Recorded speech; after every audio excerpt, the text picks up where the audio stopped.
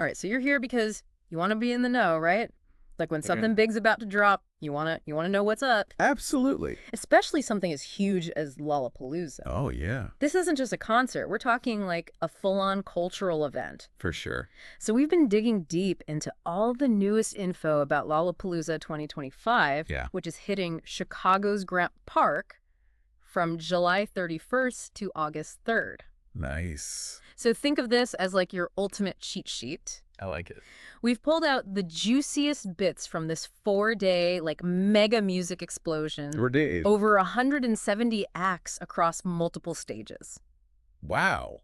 That's a lot. Yeah, it's a lot to cover. It is a lot to cover. Yeah. So we're going to do our best to kind of, like, give you the need-to-know info before you go. I think a good place to start is to think about how Lollapalooza has evolved. Okay. You know, it's really interesting to see how the festival started. You know, it Yeah. had this strong alternative rock core back in the day.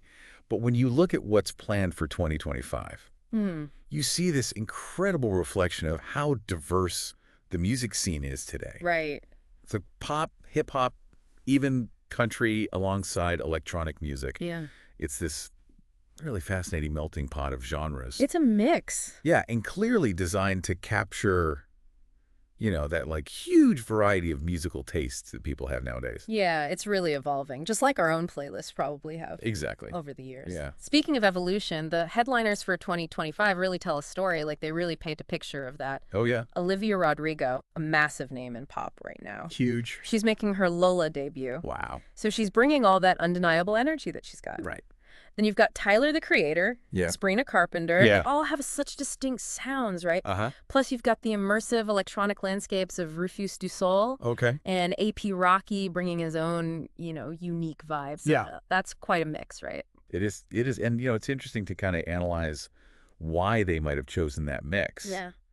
From a strategic point of view, like having someone like Olivia Rodrigo, Yeah. you know, she connects with this huge contemporary audience. Massive, yeah. And then someone like Tyler, the Creator, brings that element of like artistic innovation. Yeah. You know, he's always pushing creative boundaries. He is. So it really shows that this isn't a festival that's just like standing still. Right. It's actively engaging with what's current, what's popular across, you know, so many different musical spheres. Yeah, I think that's really cool. Yeah.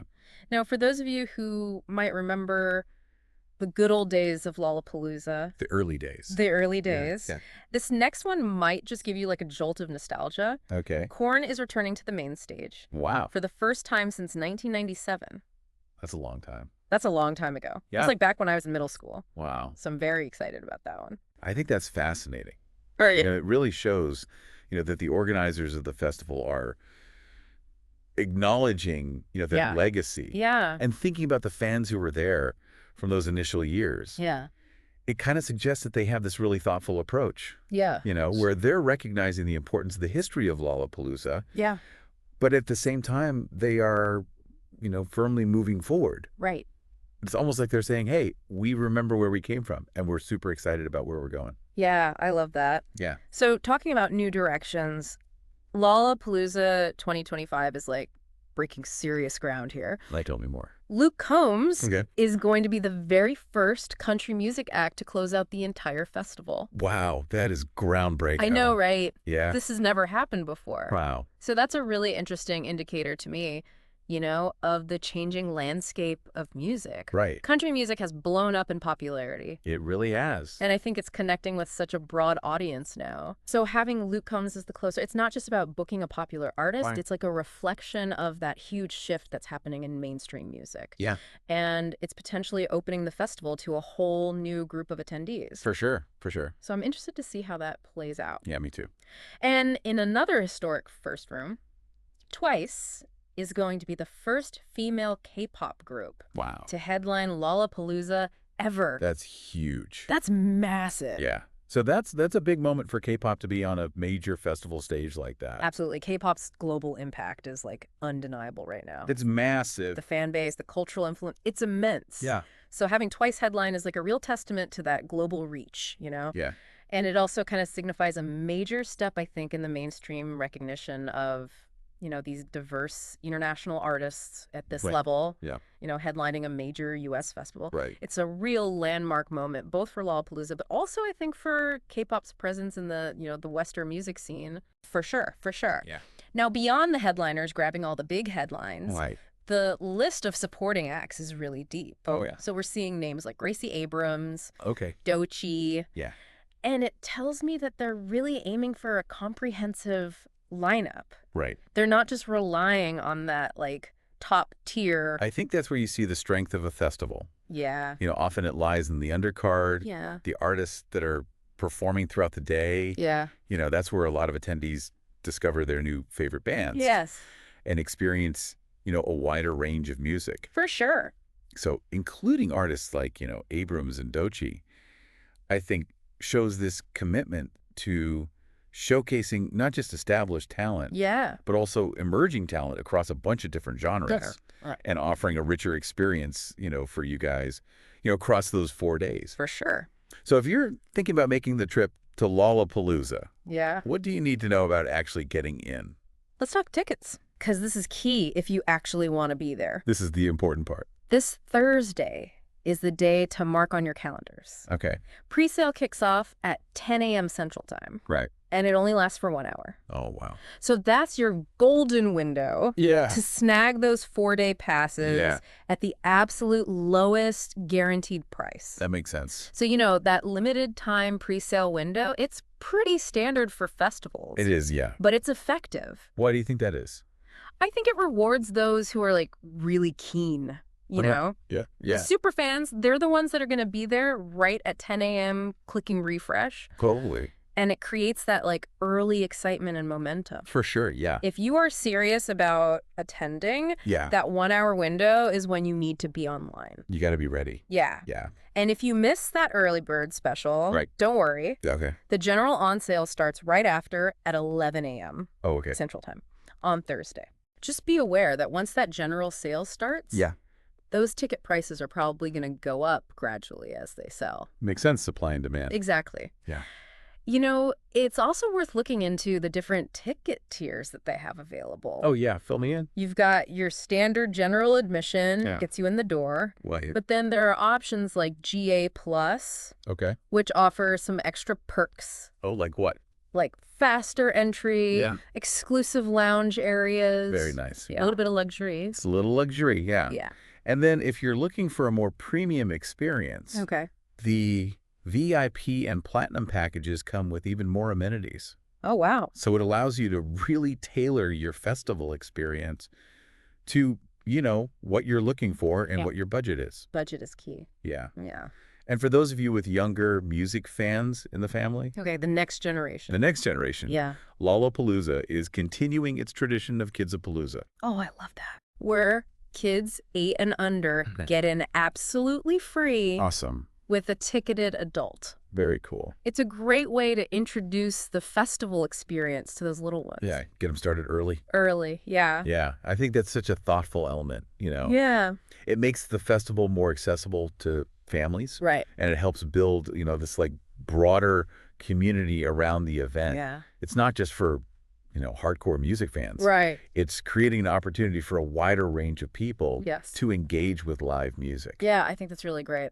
It is. It is. So let's kind of circle back to this whole idea of the evolving musical landscape Okay. that we talked about earlier. Yeah. Lollapalooza's transformation from its alternative roots Right. to this huge genre-spanning event. Yeah. It really mirrors how we all listen to music now, right? It does. The Yeah. way that we consume music has become so much more fluid. Yeah. People aren't necessarily sticking to one genre Right. like they maybe did in the past. Yeah. Streaming services have really opened us up to this vast array of sounds. Totally. And festivals like Lollapalooza are really reflecting that by bringing together this diverse mix of artists. Yeah. Catering to a much wider range of musical tastes than perhaps they did, 10, 15 years ago. For sure. So this evolution probably resonates with your own experience, Yeah. Yeah. of discovering and enjoying different kinds of music. Absolutely. Yeah. And I can imagine some of the, the longtime Lolla goers Yeah. might have some mixed feelings about this shift. Yeah. Those who were there in the 90s. Yeah. For that specific alternative rock energy. Yeah, for that original sound? Yeah. Yeah, I think that's a natural reaction. Yeah. There's a strong sense of nostalgia that's often associated with, your early festival experiences Right. and the music of those times. Yeah. So, for those who really connect Lollapalooza with a particular era Uh-huh. or a particular sound, the current diversity might feel like a bit of a departure. Right. But, bringing back acts like Korn Yeah. can kind of be seen as a way to bridge that gap. Yeah. It's a way to honor the festival's origins while still embracing contemporary sounds. I think that's really smart. Yeah, So it's a balancing act for sure. it is. Respecting the history. Yeah. While still staying Still relevant current. and beyond the music itself. Okay. Lollapalooza has a pretty significant impact on the city of Chicago, right? Oh, it's huge. Like economically? Economically, yeah, the impact is Yeah. substantial. Yeah. A festival this size brings in millions of dollars Wow. to the local economy. Yeah. It supports so many businesses, Like what kind? hotels, restaurants, local shops, Yeah. you name it. And then, of course, it creates, a significant number of temporary jobs. Yeah. So it's this major economic driver for the city, Yeah. during that time of year. And it's not just about the financial side. It seems like they're really trying to engage with the Chicago community Yeah. in other meaningful ways as well. I think so, too. Initiatives like partnering with local youth orchestras Yeah. and that focus on environmental sustainability efforts Right. really demonstrate a commitment that goes beyond, just putting on this big music festival. Yeah. They're aiming to contribute positively to the city that's hosting them. Yeah. And looking beyond just those immediate economic benefits. I think that's amazing. Yeah, it's great. So when we put it all together, Yeah. Lollapalooza 2025 sounds like it's shaping up to be way more than just a series of concerts. It is, It's a real cultural event for sure. that's adapting to the ever-changing world of music while still, nodding to its own history. Exactly. Whether you're someone who, lives for festivals Yeah. or you're thinking about checking out Lollapalooza for the first time, Yeah. the sheer variety in the lineup and all the different ways that you can experience it, Yeah. through the ticket options, all of that really does offer something for just about everyone. Absolutely. And I think it speaks to the festival's ability to evolve and remain a significant event in the contemporary music scene. So as we kind of wrap up here, think about all this, Yeah. the headliners, the echoes of the past, this incredible mix of genres. Right.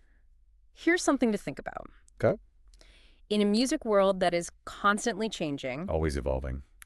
how does this deliberate blending of so many different musical styles Yeah. alongside Lollapalooza's own rich history, Right. how does that play a role in keeping it relevant and exciting year after year? It's a big question. It's a big question to ponder Yeah. as we look ahead to Lollapalooza 2025. I'm excited to see how it all unfolds. Me too.